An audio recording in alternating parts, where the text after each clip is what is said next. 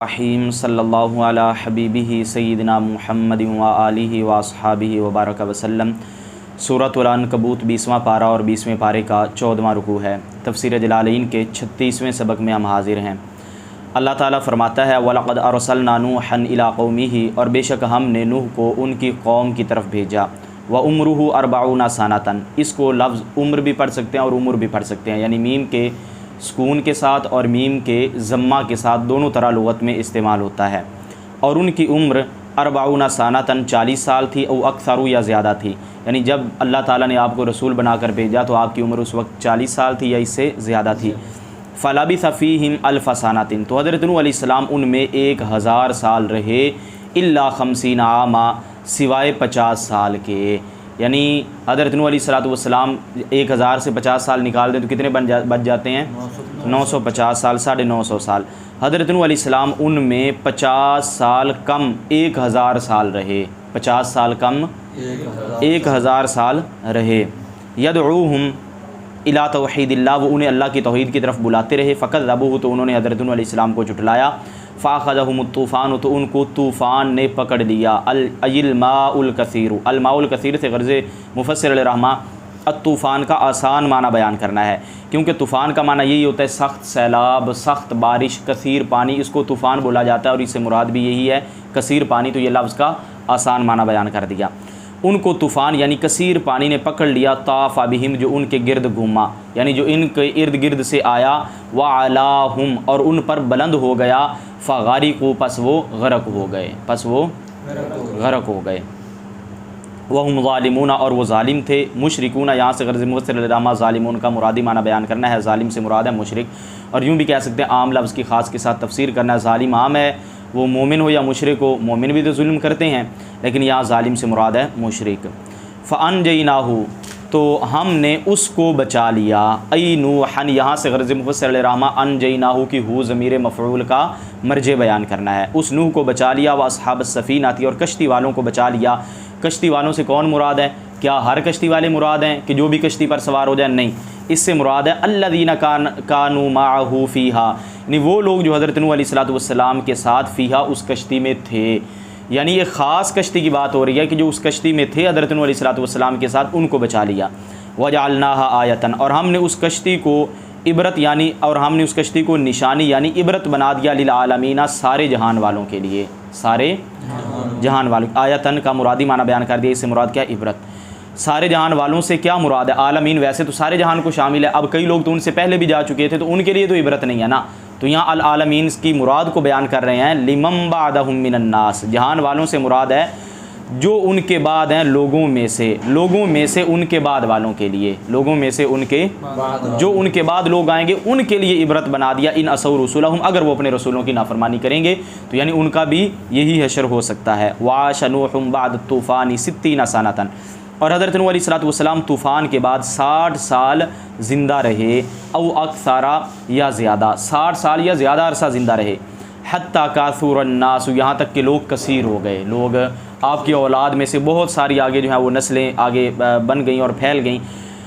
وذکر، اور آپ یاد کریں، ابراہیم، ابراہیم کو، ابراہیم اذکر سے غرض مفسر علیہ رحمہ اس بات کو بیان کرنا ہے کہ ابراہیم یہ مفعول بہ ہے اور اس کا فعل اذکر معذوف ہے، اور آپ یاد کریں ابراہیم کو، اذ قال لقومہ، جب انہوں نے اپنی قوم کو کہا، اعبدوا اللہ، تم اللہ تعالیٰ کی عبادت کرو، واتقوہ، اور تم اس سے ڈرو، خافوا عقابہ، اللہ سے ڈرنے سے کیا مراد ہے؟ تو یہاں اسے بیان کر دیا کہ اللہ سے ڈرنے سے مراد ہے خافوا عقابہ، اللہ کے عذاب سے ڈرو، یعنی خافوا سے اتقوا کا آسان معنی بیان کر دیا، اور جو ہے نا وہ اپنا عقابہ سے یہ بیان کر دیا کہ اتقوہ میں جو ہو ضمیر ہے یہ دراصل مضاف الیہ ہے، اور اس کا مضاف لفظ عقاب معذوف ہے، یہ پھر مضاف کو حذف کر دیا اور اس ضمیر کو مفعول کی جگہ پر کھڑا کر دیا، یہ مفعول بن گئی۔ تو اللہ سے ڈرو سے کیا مراد ہے؟ خافوا عقابہ، اللہ کے عذاب سے ڈرو، اللہ کے عذاب سے ڈرو۔ ذالکم خیر لکم، یہ تمہارے لیے بہتر ہے، مما، اس سے، انتم علیہ، جس پر تم ہو، من عبادت الاصنام، یعنی بتوں کی عبادت، جن بتوں کی عبادت پر تم ہو یہ تمہارے لیے کیا ہے؟ اس سے بہتر ہے۔ ان کنتم تعلمون، اگر تم جانتے ہو، اگر تم الخیر من غیرہ، کس چیز کو جانتے ہو؟ الخیر سے غرض مفسر علیہ رحمہ مفعول بہ معذوف کو بیان کرنا ہے، تعلمون کا الخیر جو ہے یہ مفعول بہ بن رہا ہے، اگر تم بھلائی کو جانتے ہو، من غیرہ، اس بھلائی کے غیر سے، اس بھلائی کے بھلائی کا تمہیں علم ہو جائے اور غیر بھلائی کا بھی علم ہو جائے کہ وہ کیا ہے، کیونکہ الاشیاء تعرف بازدادها، چیزیں جو ہوتی ہیں وہ اپنی ضدوں کے ساتھ پہچانی جاتی ہیں، تو بھلائی کو تب پہچانا جائے گا جب انسان کو برائی کا پتہ ہوگا، تو اس لیے فرمایا کہ اگر تم جان لو بھلائی کو اس کے غیر سے، انما تعبدون من دون اللہ، بے شک تم اللہ تعالیٰ کے سوا عبادت کرتے ہو، ای غیر ہی، یہاں سے غرض مغسرامہ وہ لفظ جو مختلف معنی کے لیے استعمال ہوتا ہے ان میں سے ایک معین معنی کو بیان کرنا ہے، دون مختلف معنی کے لیے آتا ہے، یہاں پہ غیر کے معنی میں ہے، یہاں پہ کس کے معنی میں ہے؟ اللہ کے علاوہ، اللہ کے علاوہ، بے شک تم اللہ کے علاوہ اوثاناً بتوں کی عبادت کرتے ہو، بے شک تم اللہ کے علاوہ وَتَخْلُقُونَ إِفْكًا، اور تم نرا جھوٹ گھڑتے ہو، اور تم نرا تقولون کاذبا، یعنی تم جھوٹ کہتے ہو، ان الاوثان، یعنی کون سا جھوٹ کہتے ہو، یہ مقولہ ہے تقولون کا، تم جھوٹ کہتے ہو، کاذبا تم جھوٹ کہتے ہو کہ ان الاوثان شرکاء للہ، کہ بے شک بت اللہ کے شریک ہیں، یہ تمہاری بات جھوٹی ہے، یہ مقولہ ہے تقولون کا۔ اور القول کے بعد کیا پڑھتے ہیں؟ القول مصدر کا کوئی صیغہ، اس کے بعد کیا پڑھتے ہیں؟ انا پڑھتے ہیں، کیا پڑھتے ہیں؟ قالوا انا للہ و انا الیہ راجعون۔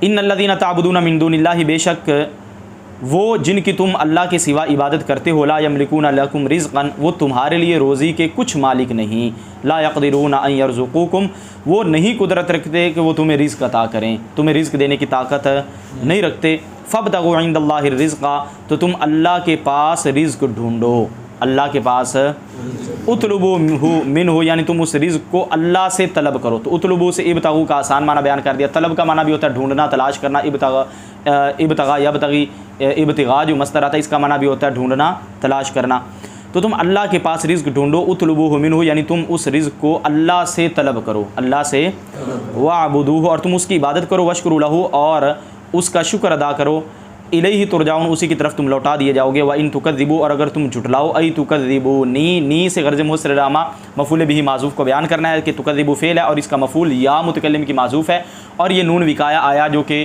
فعل کے آخر کی حالت کو تبدیل ہونے سے بچانے کے لیے آیا ہے، اگر نون نہ ہوتا تو واو ہے یا ہے تو ان کا آپس میں ادغام ہوتا تو علامت ہی ساری ختم ہو جاتی، پتہ ہی نہ چلتا سیگا کون سا ہے، تو اس لیے یہ نون فعل کے آخر میں ایسی تبدیلی جو کہ علامت کو ہی ختم کر دے، اس تبدیلی سے فعل کو بچانے کے لیے لایا گیا ہے۔ اچھا جی، اور اگر تم جھٹلاؤ، یعنی تکذبونی، تم مجھے جھٹلاؤ، یا اہل مکہ تھا، یہاں سے غرض مسلمہ اس بات کو بیان کرنا ہے کہ تکذبو یہ خطاب کا صیغہ ہے، کون سا صیغہ ہے؟ جمع مذکر حاضر کا صیغہ ہے نا، تو جمع مذکر حاضر میں خطاب ہوتا ہے، تو یہ خطاب کس سے ہے؟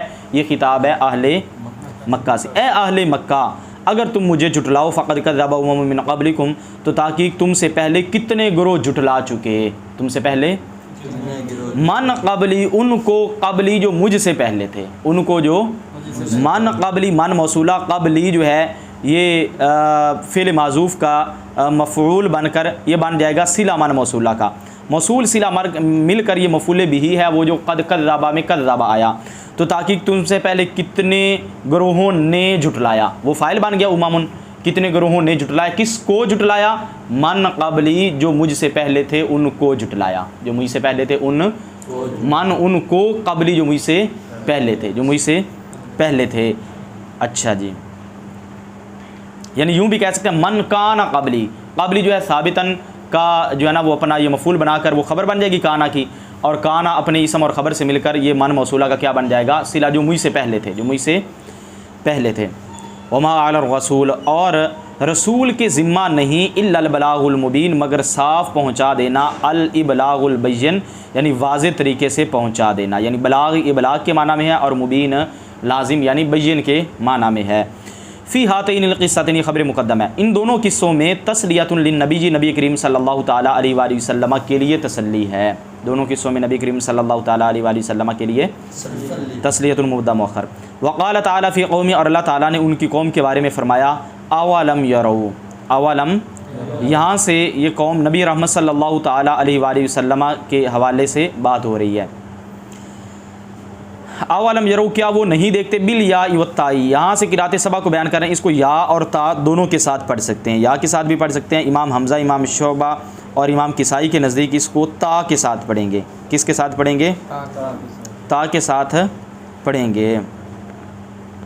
اچھا جی، یعنی یہ حضور صلی اللہ تعالیٰ علیہ وآلہ وسلم کی طرف سے آپ کی قوم کو خطاب ہوگا، آپ کی قوم کو خطاب ہوگا، اور باقیوں کے نزدیک اس کو کیا پڑھیں گے؟ یا کے ساتھ پڑھیں گے، یرو۔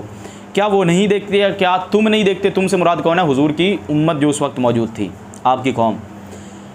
ینظرو، دیکھنے سے مراد یہاں سے یرو کا مرادی معنی بیان کرنی ہے، دیکھنے سے مراد ہے غور و فکر کرنا۔ کیا وہ غور و فکر نہیں کرتے؟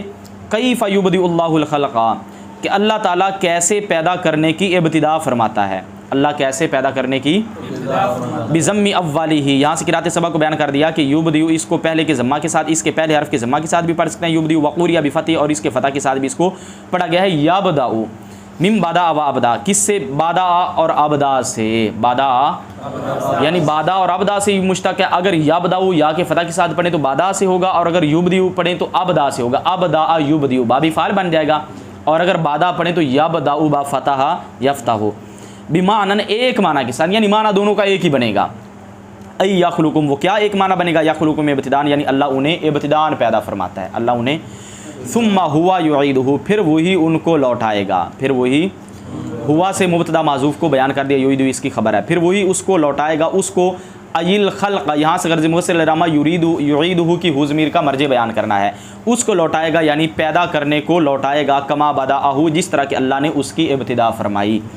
ان ذالک، بے شک یہ، المذکورہ یہاں سے غرض مفسر علامہ ذالک اس میں اشارہ کا مشار الیہ بیان کرنا ہے، بے شک یہ یعنی جو ذکر کیا گیا من الخلق الاول والثانی، پہلی اور دوسری پیدائش سے، پہلی اور یعنی پہلی مرتبہ پیدا کرنے کا اور دوسری مرتبہ پیدا کرنے کا جو یہ ذکر کیا گیا، اللہ اللہ پر، یسیر بہت آسان ہے، یہ اللہ پر بہت آسان ہے، یہ اللہ یسیر کے متعلق ہو جائے گا، اور یسیر خبر بن جائے گا ان حرف مشبہ بالفعل کی، اور ذالک اس انا کا کیا ہے؟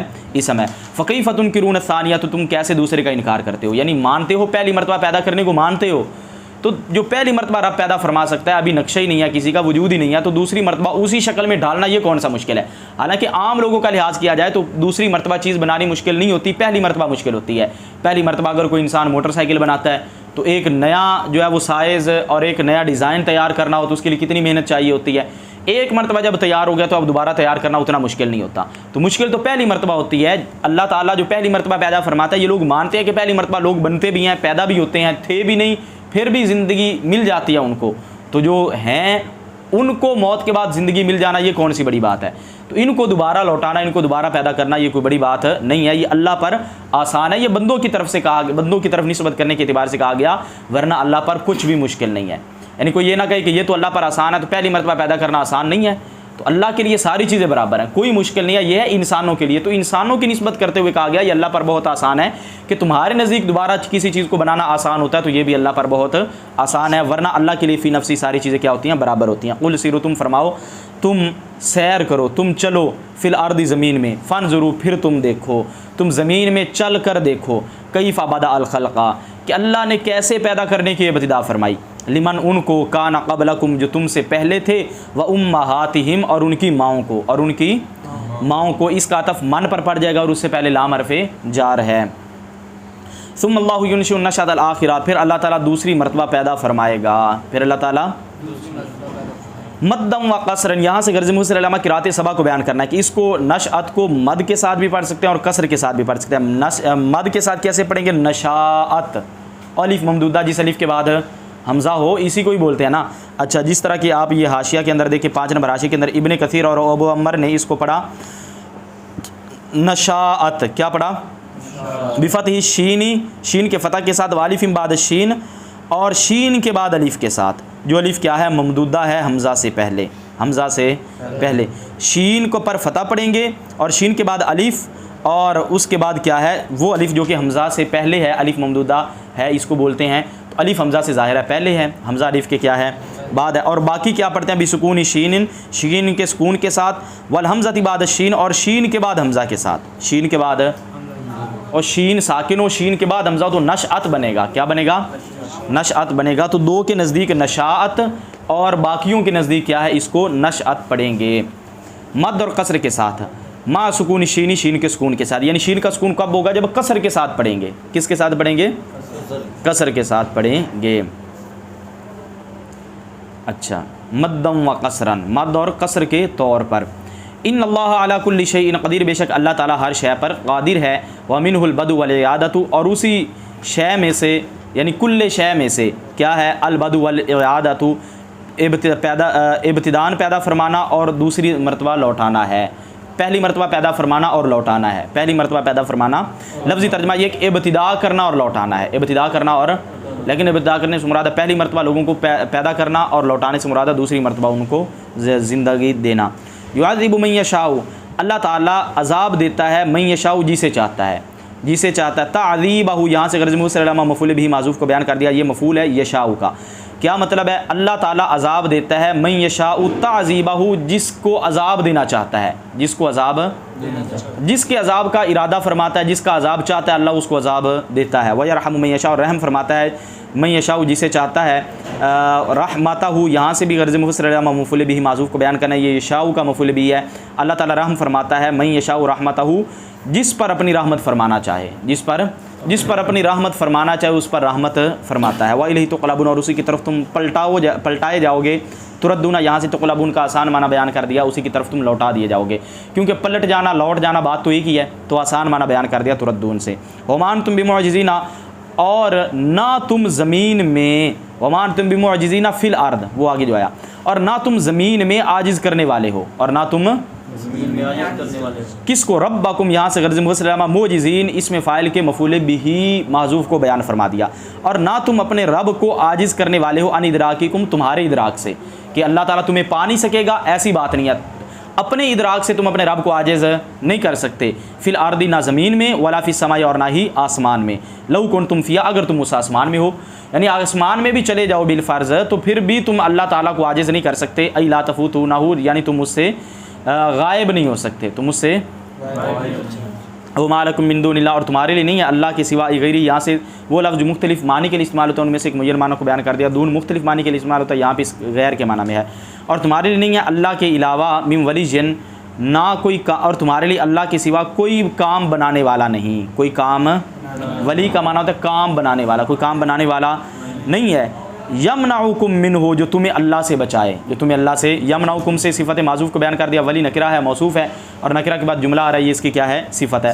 اور نہ ہی کوئی مددگار ایسا مددگار ینصرکم من عذابی جو تمہاری اللہ کے عذاب سے مدد کرے. ینصرکم سے غرض صلی اللہ صفت معذوف کو بیان کرنا ہے. نصیر یہ موصوف ہے اور ینصرکم یہ پورا جملہ کیا بن رہا ہے اس کی صفت بن رہا ہے کہ نکرہ کے بعد جملہ آ جائے تو نکرہ کو موصوف اور جملہ کو اس کی صفت بناتے ہیں. اور نہ کوئی ایسا مددگار جو تمہاری اللہ کے عذاب سے مدد کر سکے اللہ کے عذاب سے مدد کر سکے.